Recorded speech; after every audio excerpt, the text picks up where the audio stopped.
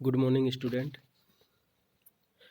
इससे पहले के वीडियो में हमने स्पेक्ट्रोस्कोपी का इंट्रोडक्शन और टाइप्स ऑफ स्पेक्ट्रम के बारे में अध्ययन किया है। आज हम स्पेक्ट्रोमीटर के बारे में अध्ययन करेंगे कि किस प्रकार से किसी भी कंपाउंड का कैसे स्पेक्ट्रम प्राप्त किया जाता है। Outline of an absorption spectrometer, अवशोषण स्पेक्ट्रोमीटर और उसकी क्रियाविधि। श्वेत प्रकाश के वर्ण विक्षेपण से जो विभिन्न रंग प्राप्त होते हैं उनके अनुक्रम को स्पेक्ट्रम कहते हैं। वह जिसके द्वारा यौगिक का स्पेक्ट्रोमीटर या स्पेक्ट्रम प्राप्त किया जाता है उसे प्रकाशीय स्पेक्ट्रोस्कोप कहते हैं। देखिए, स्पेक्ट्रम प्राप्त करने के लिए स्पेक्ट्रोमीटर में जो प्रोसेस होता है, क्या क्या उसमें इंस्ट्रूमेंट होते हैं, कहाँ कहाँ से प्रोसेस आगे बढ़ता है। फर्स्ट हमें चाहिए रेडिएंट सोर्स, जहाँ से रेडिएशन अपने को प्राप्त होती हैं। और इन रेडिएशंस को जब अपन सैंपल को सॉल्वेंट में मिला के उस विलयन पर डालते हैं तो अपने को मोनोक्रोमेटिक लाइट्स लेनी होती हैं। तो वहाँ से आगे मोनोक्रोमेटर में ये जाता है। उस सैंपल पर जब रेडिएशन डाली जाती है उसके बाद में वहाँ से पास आउट होने के बाद में मोनोक्रोमेटर में जाती है। वहाँ से आगे एक फोटो डिटेक्टर लगा होता है। फोटो डिटेक्टर में से इनको निकलने के बाद में एम्पलीफाइंग सिस्टम होता है, उसमें से इसको निकाला जाता है और फिर रिकॉर्डिंग की जाती है। तो इनका एक एक का अपन अध्ययन करते हैं कि इनके कैसे और क्या कार्य हैं। First we study about the source, अर्थात रेडिएशन का सोर्स कैसे और क्या होता है। देखिए, पहला है सोर्स।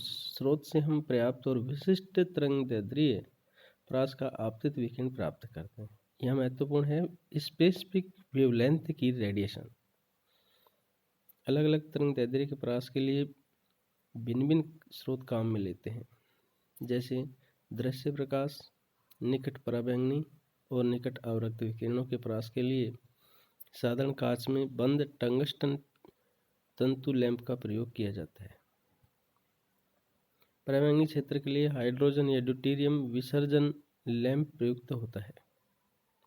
अवरक्त क्षेत्र के लिए ग्लोवर नर्स्ट ग्लोवर प्रकाश स्रोत होता है। ग्लोवर सिलिकॉन कार्बाइड की छड़ होती है। इस प्रकार नसर्ट ग्लोवर भी एक सांचानुमा छड़ होती है जिसमें दुर्लभ मृदा धातुओं के ऑक्साइडों का आपतित मिश्रण होता है। तो देखिए, यहाँ प्रत्येक प्रकार की रेडिएशन के लिए जो सोर्स ऑफ रेडिएंट है वो अलग अलग है। अपन पराबैंगनी क्षेत्र के लिए हाइड्रोजन या ड्यूटेरियम विसर्जन लैंप प्रयुक्त करते हैं। इंफ्रारेड के लिए ग्लोवर नर्स्ट ग्लोवर प्रकाश स्रोत काम में लेते हैं। और दृश्य प्रकाश के लिए टंगस्टन फिलामेंट। दूसरा आता है सैंपल सेल, जो प्रतिदर्श कोष्ठ होता है। सैंपल सेल जिसमें पदार्थ को परीक्षण करने के लिए उचित विलायक में विलीन बनाकर रखा जाता है। यह कोष्ठ ऐसे पदार्थ का बना होता है जो स्रोत से आने वाले विकिरणों का अवशोषण नहीं करे। प्रकाश क्षेत्र के अनुसार ही प्रतिदर्श कोष्ठ का चयन किया जाता है। दृश्य प्रकाश के लिए कोष्ठ पदार्थ कांच, पराबैंगनी विकिरणों के लिए अर्थात अल्ट्रावायलेट विकिरणों के लिए क्वार्ट्ज और अवरक्त विकिरणों के लिए क्षार धातुओं के halide, sodium chloride, potassium bromide, KBr आदि काम में लेते हैं।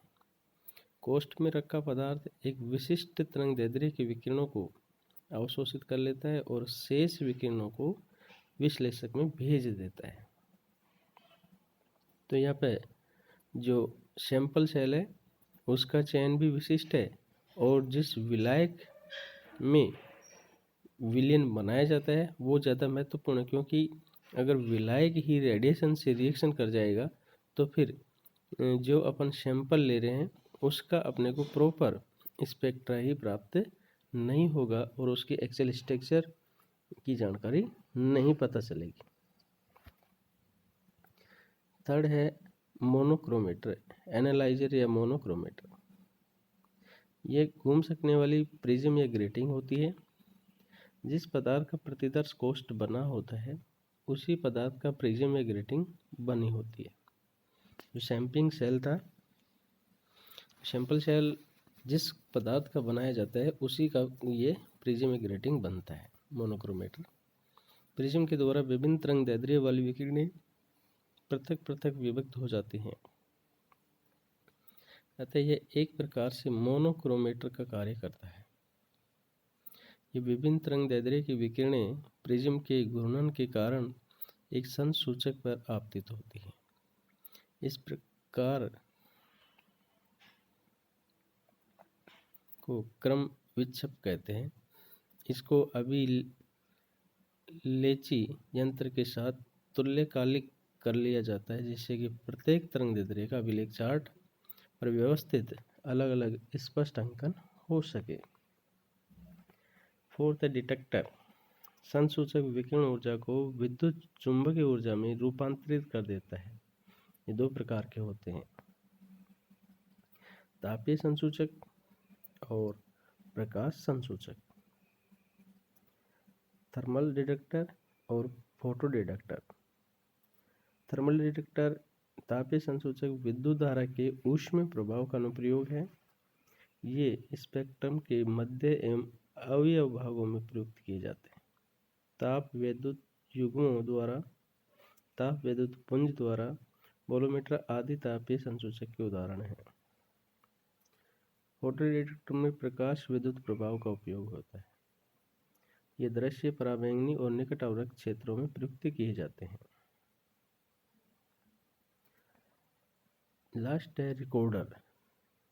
डिटेक्टर द्वारा प्राप्त विद्युत चुम्बकीय विकिरण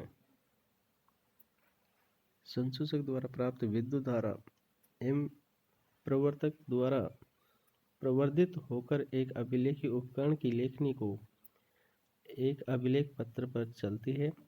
अभिलेख पत्र पर विभिन्न आवृत्तियों या तरंग दैर्ध्यों के प्रतिशत अवशोषण या प्रतिशत पारगम्यता के रूप में अंकित हो जाता है। यह उस प्रतिदर्श का अवशोषण स्पेक्ट्रम कहलाता है। अब ये है आपका एक स्पेक्ट्रोमीटर का सामान्य इंट्रोडक्शन कि वो उसमें क्या क्या होते हैं और कैसे कैसे कार्य करते हैं। अब आता है ओरिजिन ऑफ मोलिकुलर और बैंड स्पेक्ट्रा। क्वांटम सिद्धांत के अनुसार विद्युत चुम्बकीय विकिरण के निश्चित ऊर्जा के क्वांटम के अवशोषण से अणु की आंतरिक ऊर्जा में वृद्धि होती है। इस निश्चित ऊर्जा के क्वांटम के अवशोषण तभी होता है जब यह ऊर्जा अणु के दो ऊर्जा स्तरों की ऊर्जाओं में अंतर डेली पूर्णतः बराबर हो, अर्थात डेली बराबर hν या h/λ। देखिए, बैंड स्पेक्ट्रम का उद्गम अणुओं के द्वारा ऊर्जा अवशोषण तथा ऊर्जा उत्सर्जन से होता है। अणु में कई प्रकार की ऊर्जाएं होती हैं। ट्रांसलेशनल एनर्जी स्थानांतरण ऊर्जा, रोटेशनल एनर्जी घूर्णन ऊर्जा, वाइब्रेशनल एनर्जी कंपन ऊर्जा, इलेक्ट्रॉनिक एनर्जी इलेक्ट्रॉनीय ऊर्जा। फर्स्ट है स्थानांतरण ऊर्जा, ट्रांसलेशनल एनर्जी। ये अणु के स्थानांतरण गति के कारण होती है। घूर्णन ऊर्जा ये अणु के पूर्ण घूर्णन के कारण होती है। अणु के गुरुत्व केंद्र से घूर्णन के कारण, centre of gravity. Vibrational energy ये अणु के अंदर परमाणु में एक दूसरे के सापेक्ष कंपन करने के कारण होती है। साम्य अवस्था से घूर्णन के कारण इलेक्ट्रॉनीय ऊर्जा ये उन इलेक्ट्रॉनों की ऊर्जा के कारण होती है जो परमाणुओं के समान ही अणुओं में अनेक ऊर्जा स्तरों में रहते हैं, अर्थात अणुओं में अलग अलग इलेक्ट्रॉनों की व्यवस्था के कारण। तो इस प्रकार से किसी भी प्रकार से अणु में जो कुल ऊर्जाएं होती हैं वो 4 प्रकार की ऊर्जाओं के योग के बराबर होती हैं, और इन चारों प्रकार की ऊर्जाओं में परिवर्तन से ही अणु के विभिन्न स्पेक्ट्रम उत्पन्न होते हैं। तो नेक्स्ट क्लास में हम बोन हैमर अप्रोक्सीमेट पढ़ेंगे। Thank you.